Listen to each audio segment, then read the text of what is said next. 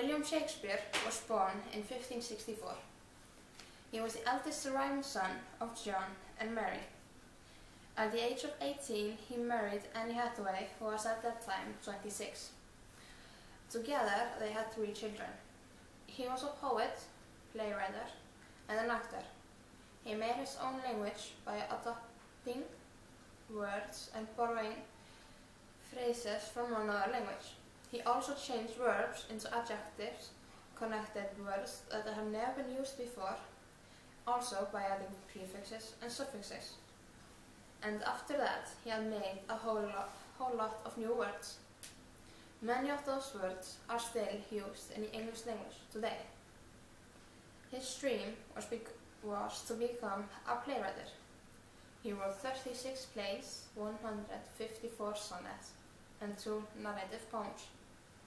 Sonnets are poems that have 40 lines and follow strict rhyme scheme and specific structure. Narrative poems are story poems. His sonnets were made into a book called the Porto that was published in 1609 called Shakespeare Sonnets. Shakespeare wrote plays and sonnets for many people like the Queen Elizabeth I. Here we have some questions for Shakespeare. Can you tell us briefly about your career from the beginning to being a royalties? Yes. One of the first royalties that I met was Lord Chamberlain. Mm-hmm. I first met Lord Chamberlain after a plague disease which gradually passed in 1594. Mm-hmm. After it gradually passed, playhouses were reopening again before it was forced to shut down. And our plan to form a new company caught the eye of Lord Chamberlain's, and he offered to become our patron for the company.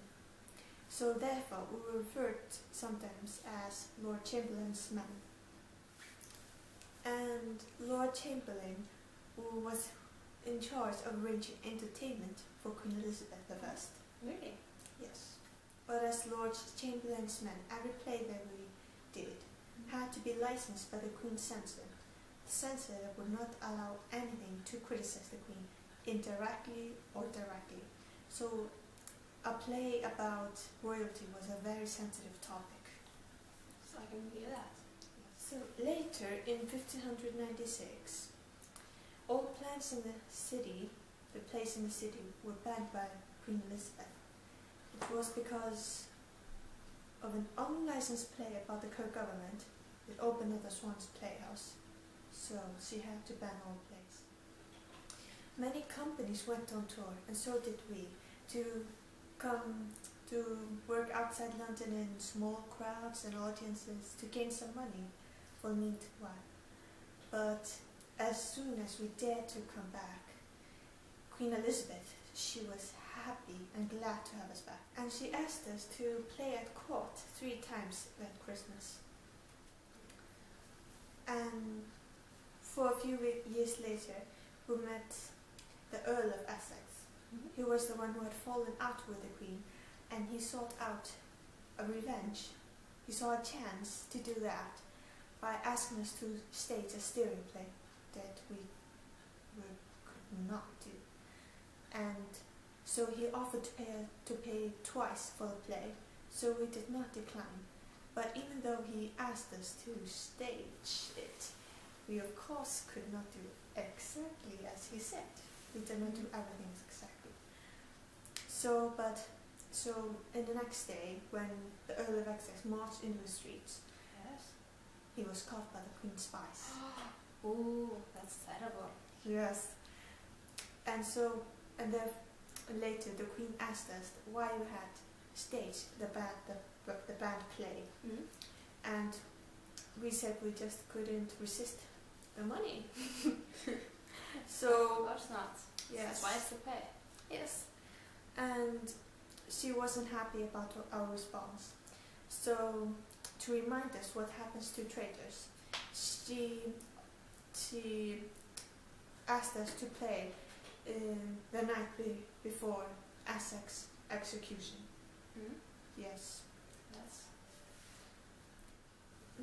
A few years later, King James, who ruled after Queen Elizabeth I, he was a big fan of my plays. He seems to be, and immediately after he became king, he summoned us to his palace and renamed our company as the King's Men.